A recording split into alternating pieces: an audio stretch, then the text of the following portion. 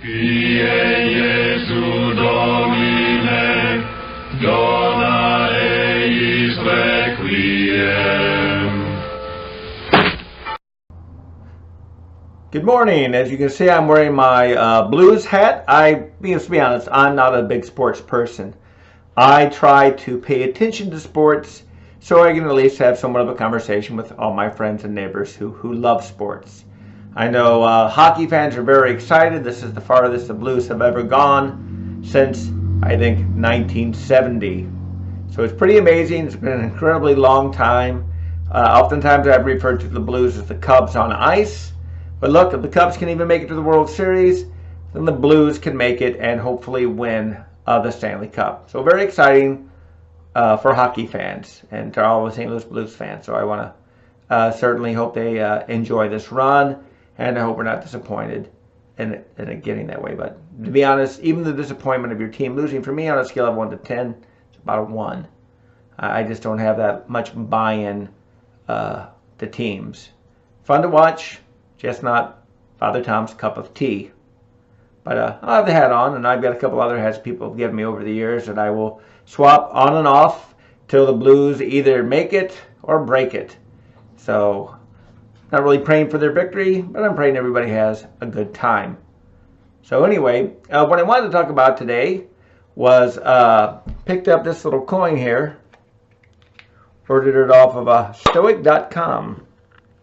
Memento Mori. I don't know if you can see it there good. There it is. Remember death. And it's meant to be carried in your pocket and really serve as a reminder that you're going to die one day.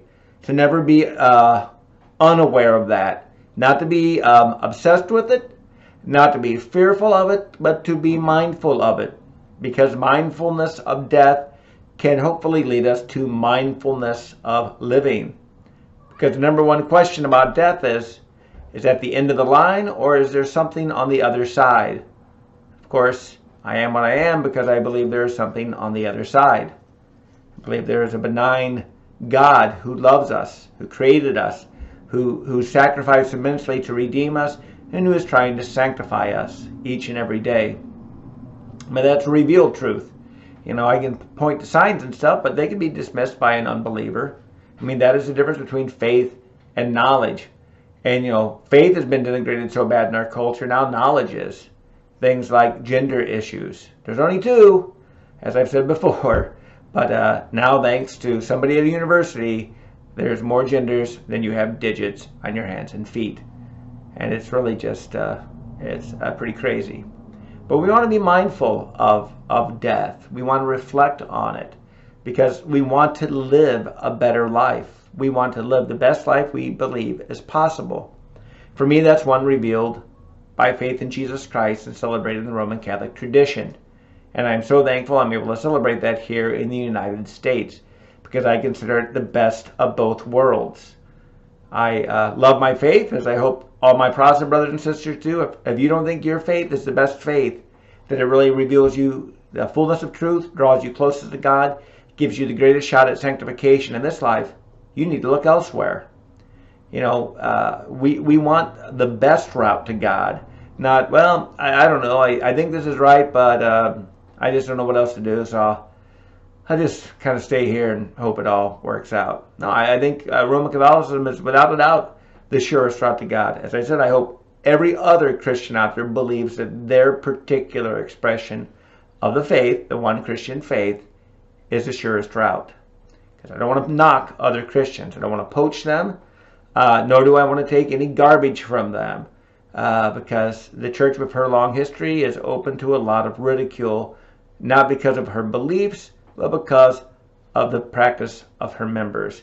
Probably the one belief everybody wants to hit upon is indulgences and the practice of the impression that one can buy their way into heaven, which is, of course, completely false. In fact, you can't even earn your way into heaven. Jesus does the heavy lifting, but you can't forfeit what he's given you. You know, because our actions are judged, and good actions are a thank you to God for the gift of redemption, and bad actions are a refusal to accept that gift in its fullness, to reject it. And God is preparing us in this life for eternal life. As I said at the funeral yesterday, this is boot camp, and it is trying to prepare us to think and believe and act eternally. And that's all summed up in that mysterious word called love. Not like the world defines it, but as Christ revealed.